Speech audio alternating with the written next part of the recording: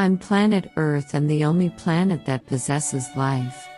I am over 4.5 billion years old and have seen many transformations within me throughout the decades, centuries, and millenniums.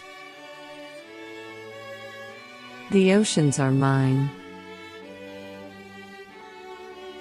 The forests are mine.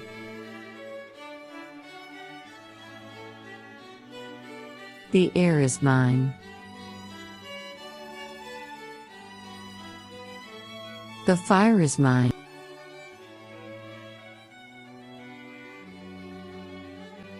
The atmosphere is mine. And all the living beings are my children. Every living being desperately needs me. I have been patient in my journey and tolerate everything the living being does to me. But remember, when I smile, you smile. When I cry, you cry. Every feeling of mine is the cause of your actions. Every pain of yours is the result of my pain. I request everyone to protect me and not destroy me. I'm not for the present alone. The future needs me too. Live and let leave.